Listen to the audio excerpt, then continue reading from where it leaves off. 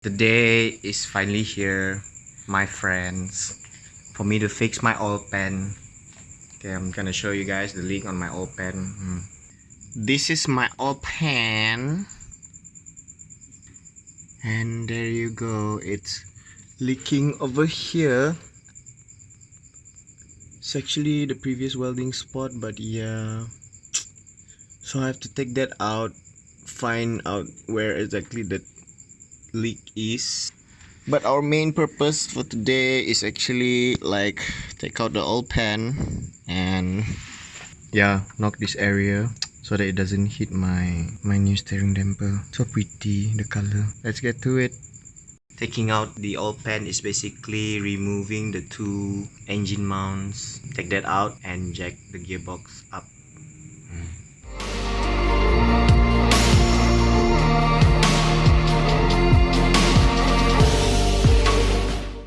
Our oil pan is out. Took me roughly an hour to do. What we can do now is, oh yeah, I already knocked it. You can see here, you can see a bit of burn effect. So yeah, I knocked this area more and then hammer it. Burn it with the Bunsen burner. Yes. I'm going to test the leak, whether this thing actually is leaking or not. We have filled up the oil pan with water to check for leakage. It looks like there is no leakage. So that's like good news and bad news at the same time, but it's more like a good news. So good news is we don't have to send it to well. The bad news is it was leaking from something else. Most probably the type of glue that I've been using. It's already at night and it's pretty late, so I am gonna wrap up until here. New day tomorrow starts. Okay guys, this is day 2 of doing the oil pan. So yeah, we have taken out the oil pan. It seems like there is no leak on the oil pan, so I'm guessing actually my gasket glue was the one that was leaking. So yeah, let me show you guys how it is from the bottom. So our today's goal is basically clean this area up, all this area all the way there, here, clean. You can see that this is the previous glue, previous gasket glue. So yeah, we have to like clean this up, put the new glue in, and it's ready to go back in.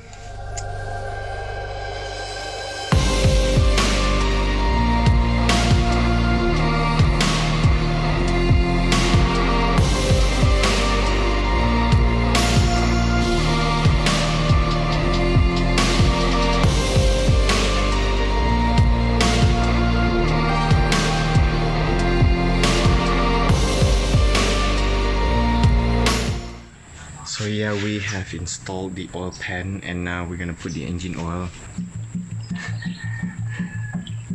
My god, this thing is playing music. To see if the oil pan actually hits the steering damper, have to lower down the car.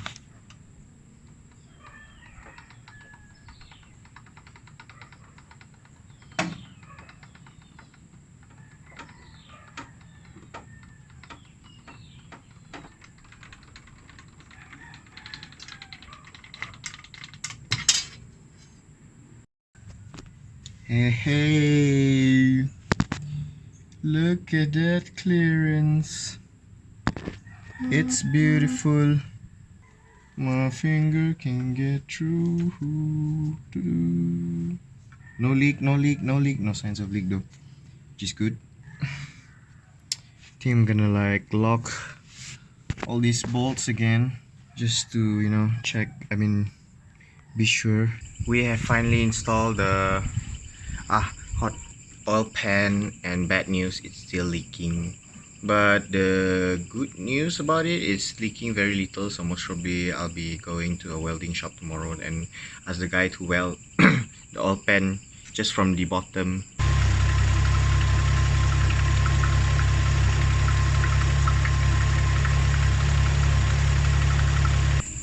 lights have arrived. So I bought these lights from I think these are from Lazada, or was it Shopee? I'm not sure, but I'll give the link on the description below. Thank you, shout out to my friend him EE for telling me there's actually these lights being sold off Lazada, or was it Shopee? I'm not sure. Thank you, my friend. Look at it, so pretty. Why I bought one pair instead of just another one to complete that? Why I bought it one pair is because it's cheaper to buy one pair instead of one piece. I have 3 in case I hit someone. So from here we can see how the Jeep looks like, comparing it from the original look. Yeah, how it looks like when it's on. Okay, so there you go, the difference, how the Jeep looks like with the original light and the aftermarket light. So this one is it's actually using the rain light right now, which will switch on the what do you call that, the daylight LED, daytime LED, daylight LED. Yeah, it's pretty bright. Yeah, look at that, so nice. And this is the low light. The low light, as you can see, the center projector will turn on. That's the normal low light, but it's actually not as bright as the yellow light, I would say. Looks great though. These lights 5x7 inch. It also fits like MR2, AE86, all Hilux, one Nissan 180SX, and a few more which I'm not really sure. Comes with this 3-pin socket, and if I'm not mistaken, one of it is the signal one of it is the daylight. Oh yeah, I totally forgot to show the signal. It's okay, once I finish installing then I will show you guys. So taking out the Jeep lights is actually not that difficult. 6 screws and it's out. Then you gotta take out the brackets. And then from here you have 4 screws on the bracket.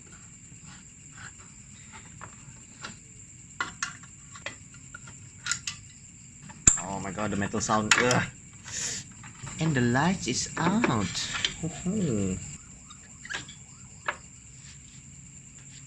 Ta-da! So if you guys can see, yeah, this blue one will go to DRL, and this one won't be used for anything. So yeah, we have to tap this and then throw it into that DRL.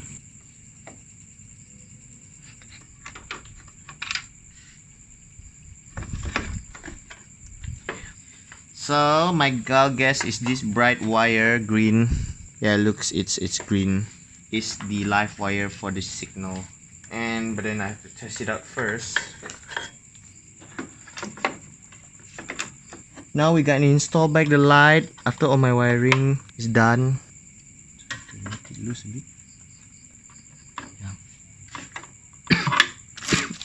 We have finally install finish. Yeah, the aftermarket lights. Let's see. Yeah, whoa, my god, looks so good. Both sides. Emergency light, please. Oh, normal lights plus the emergency light. Oh, to try it out on the road. Yep. We have finally installed the lights. It's not that difficult. Tapping the wires, just what you guys saw just now, and then the few screws to be taken out so that you have access to the light. Pretty simple. So for those of you who has like Cherokee XJ can do this, but for those who has like MR2 or stuff, I don't know how you want to take out the headlights because it's a bit different. And also I would like to thank my friend Mango from Vilik electrical. Yeah, his shop for those of you guys who wants to like want to fix your wiring. You guys can go to his shop. And also shout out to my friend EE for recommending me to buy the lights from Shopee, or was it Lazada? I'm not really sure. Thank you, EE. You saved my money. And that is the end of this video.